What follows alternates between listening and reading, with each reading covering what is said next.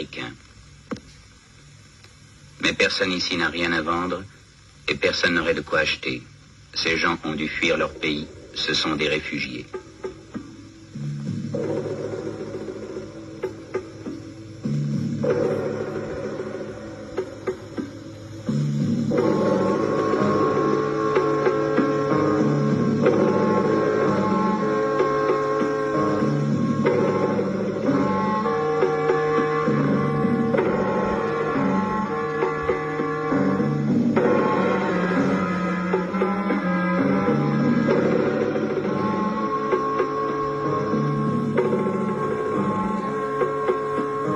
Depuis 1961, des troubles, puis l'accès au Rwanda, ont obligé quelques 120 000 personnes, pour la plupart des Watutsi, à quitter leur pays.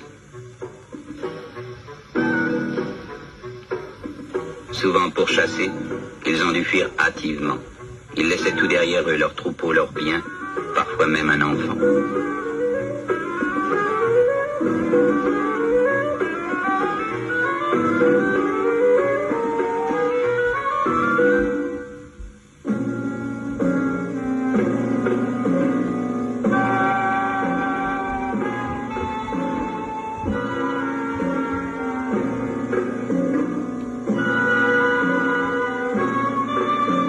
Se retrouvèrent des dizaines de milliers dans les pays limitrophes, Burundi, Ouganda, Tanganyika et provinces congolaises du Kivu. Ils étaient déracinés, anxieux, à la limite de leur force. Il en mourait jusqu'à 100 par jour.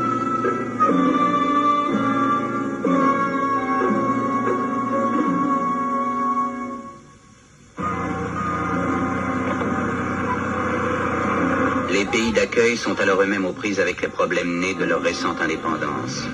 Leurs gouvernements font appel à l'aide de la communauté internationale. Dès mars 1962, à la demande et de concert avec le Haut Commissariat des Nations Unies pour les réfugiés, la Ligue des sociétés de la Croix-Rouge accepte de coordonner des programmes de secours. Ainsi débute la phase d'urgence de l'opération. Il faut nourrir, vêtir, abriter, soigner.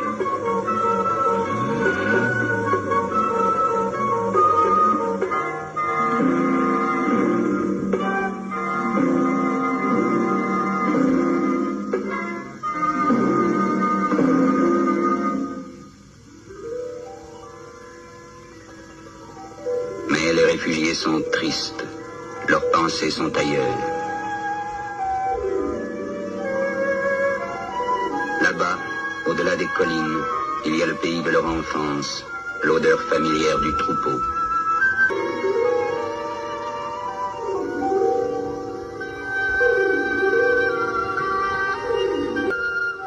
Mais ils ne peuvent plus rentrer dans leur pays.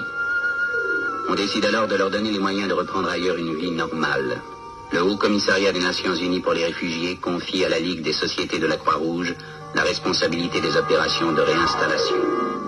Pour la Croix-Rouge débute une tâche nouvelle, plus longue que celle auquel elle est habituée, mais née aussi d'une situation d'urgence. Le siège de la délégation de la Ligue est installé à Bujumbura, capitale du Burundi, au bord du lac Tanganyika.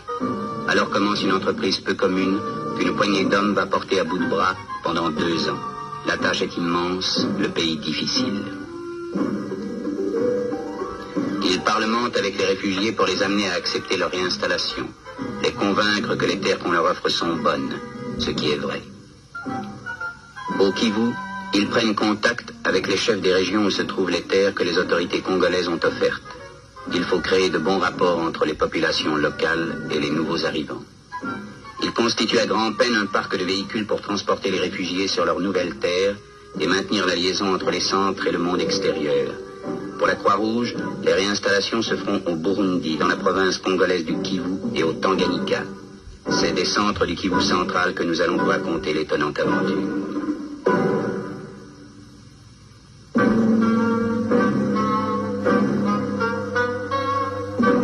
Il y a 80 kilomètres entre Bukavu, siège de la sous-délégation de la Ligue, et les hautes montagnes du Kivu central.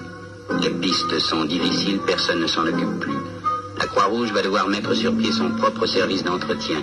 Ce chemin, ses délégués vont le parcourir des centaines de fois à une allure qui ne dépassera jamais 15 km à l'heure.